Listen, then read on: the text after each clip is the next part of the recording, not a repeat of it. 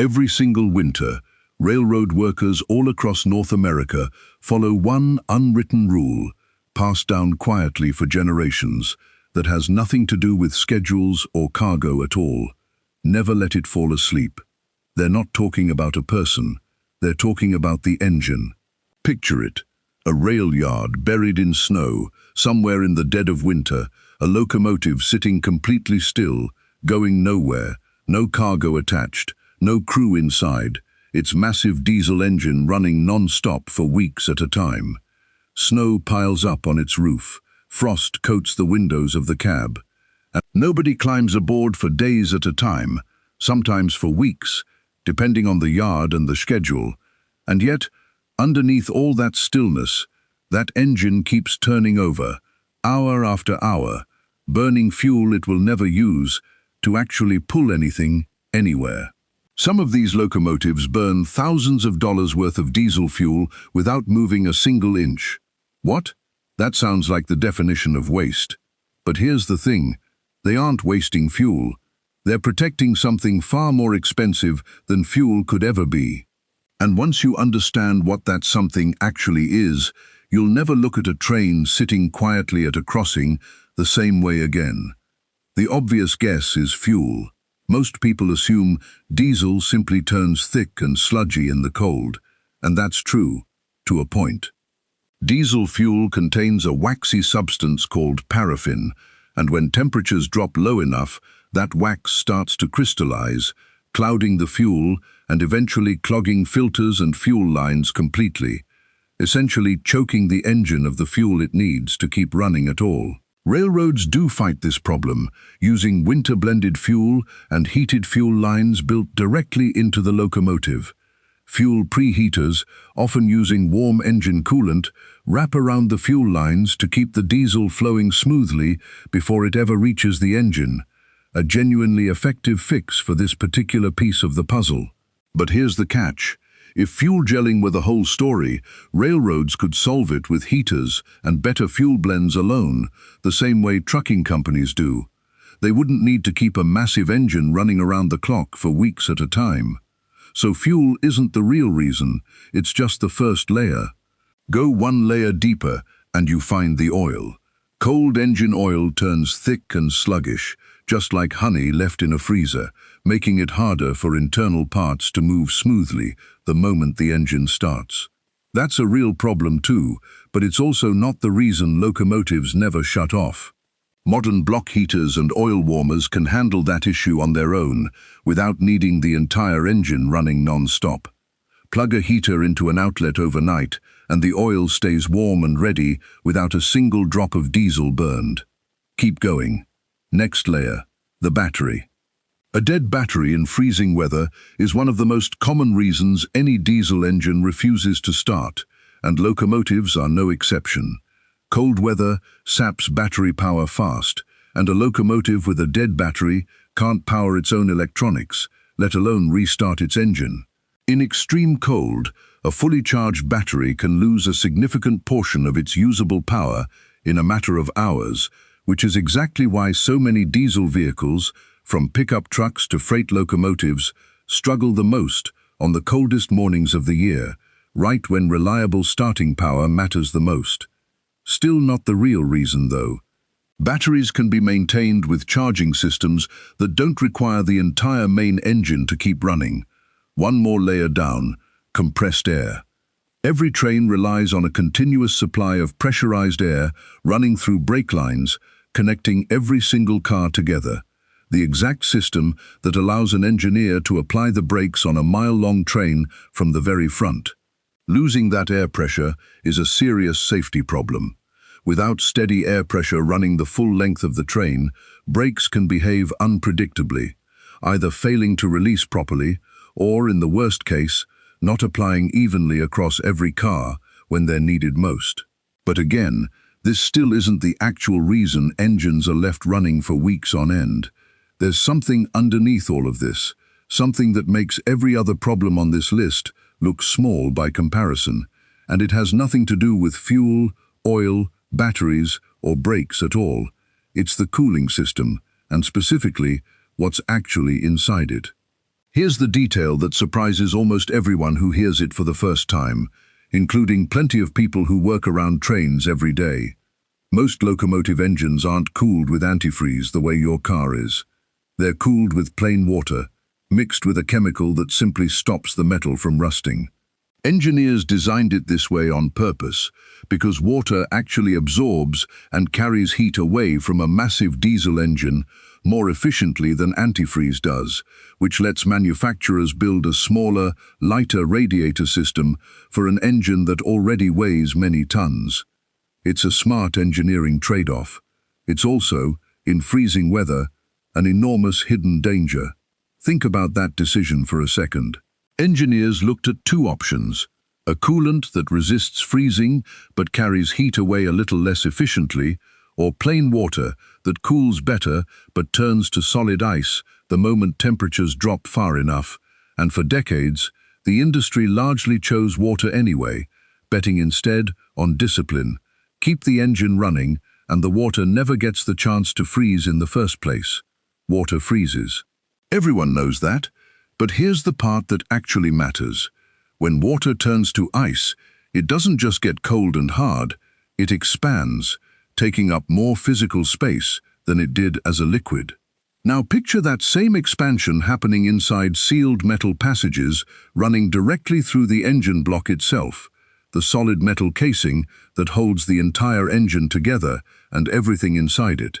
If the water inside that cooling system freezes, it doesn't politely sit there.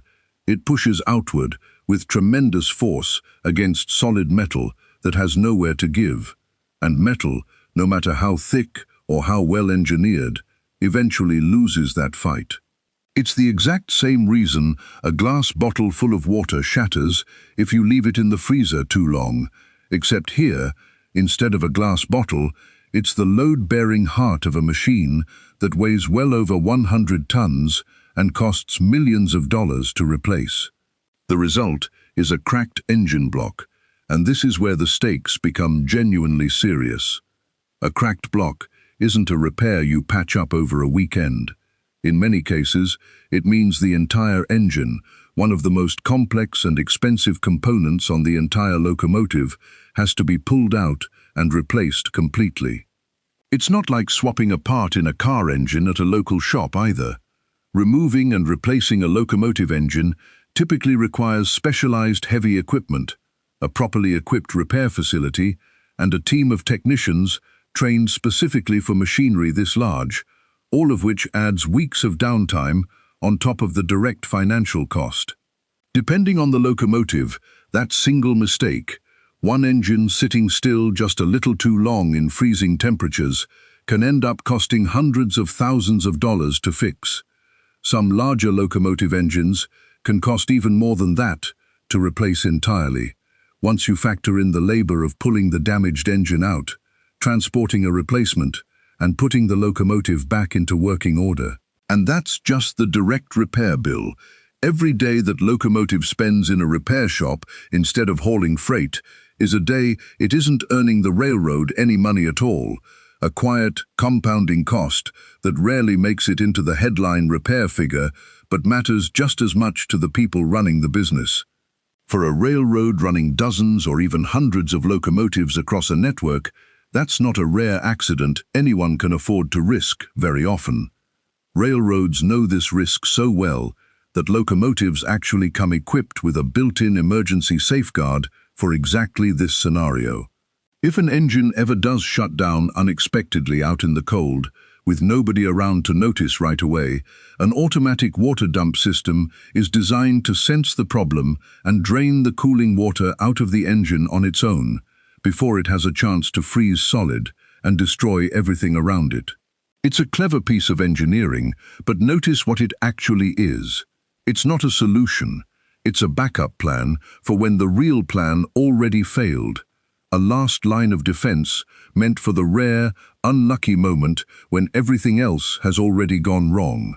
Nobody wants to rely on an automatic safety system to save a multi-million-dollar machine after the fact. The entire point of keeping the engine running in the first place is to never need that safety net at all. Think of it a little like a fire alarm in a building. It's genuinely useful, and everyone is glad it exists. But no property owner considers a working fire alarm to be an actual substitute for simply not starting a fire in the first place. The water dump system exists purely because engineers know, realistically, that mistakes happen, crews get delayed, storms hit harder than forecast, and sometimes, despite everyone's best efforts, an engine does shut down unexpectedly out in the freezing cold with nobody nearby to notice right away. And oh, that's not even the only reason keeping this engine alive matters so much. Remember the battery and the air pressure from a few minutes ago? Those matter here too. A locomotive left completely off for days can lose enough battery charge that its electronics simply won't come back on properly without a slow, careful recharging process. And on a train that's actually coupled to cars, losing air pressure in the brake lines isn't just inconvenient, it can mean the entire train's brakes can't be reliably released or reapplied until pressure is rebuilt from scratch, a process that takes real time the railroad usually doesn't have to spare. In a busy freight yard, where dozens of trains might need to move through on a tight schedule, even a delay of an hour or two to rebuild air pressure on a single train can ripple outward, pushing back departures, connections, and deliveries much further down the line than most people watching a train roll by would ever guess. Now here's where this story gets genuinely uncomfortable, because keeping an engine running non-stop for weeks isn't free, and it isn't small. A single idling locomotive engine can burn several gallons of diesel fuel every single hour it sits there, doing absolutely nothing, going nowhere, hauling no cargo at all. Over the course of just 1 week of continuous idling, that adds up to hundreds of gallons of fuel disappearing purely to keep one engine warm enough to survive. Now multiply that by the size of a major railroad's fleet, thousands of locomotives spread across an entire continent, many of them idling through the coldest months of the year. Picture entire rail yards, dozens of locomotives lined up side by side, every single one of them running, all at once, none of them going anywhere at all, simply because turning any one of them off carries too much risk.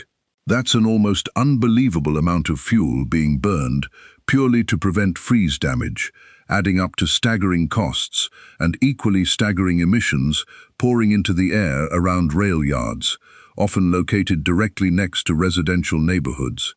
That's exactly why environmental regulators, especially in states with strict air quality rules, started pushing railroads hard to find a better way, threatening fines and restrictions on exactly this kind of prolonged, purposeless idling. Communities living near major rail yards had genuine reasons to be frustrated too, breathing in exhaust from engines that, from the outside, appeared to be doing absolutely nothing productive at all, running purely to protect equipment rather than to move a single ton of freight anywhere, day after day, year after year, without much visible explanation to anyone watching from outside the fence. That pressure eventually led to real technological solutions, and this is genuinely one of the more clever fixes to come out of the freight rail industry in recent decades. Engineers developed small backup systems, essentially compact secondary engines, sometimes called auxiliary power units, that can shut the massive main engine down completely while quietly taking over the essential jobs, keeping the battery charged, keeping oil warm enough to flow, and in many cases, automatically restarting the main engine briefly if temperatures or pressure drop below a safe threshold, then shutting it off again once things stabilize. Picture something roughly the size of a large generator, tucked away inside the locomotive, doing the quiet, unglamorous work that used to require running an entire multi-thousand horsepower engine just to accomplish the same basic goal, a small, patient understudy standing in for a giant, so the giant itself can finally get some rest. It's a smarter, far more fuel-efficient way to protect a locomotive through the winter, using a fraction of the fuel that constant idling requires. Instead of ACES or APU systems, if a locomotive or group of locomotives are always based at a single location, some railroads use a simpler option entirely, plugging the parked locomotive directly into shore power, ordinary electricity from the grid, to keep essential systems warm and running without burning any diesel at all. It's a straightforward solution, but one that only works for locomotives that stay put in one place, rather than the vast majority that spend their winters constantly on the move, coupled to trains crossing the country. Railroads that have installed auxiliary power units across large portions of their fleets have reported dramatic reductions in idle time and fuel consumption, savings that add up to real money once you're talking about an entire nationwide operation rather than just a handful of engines.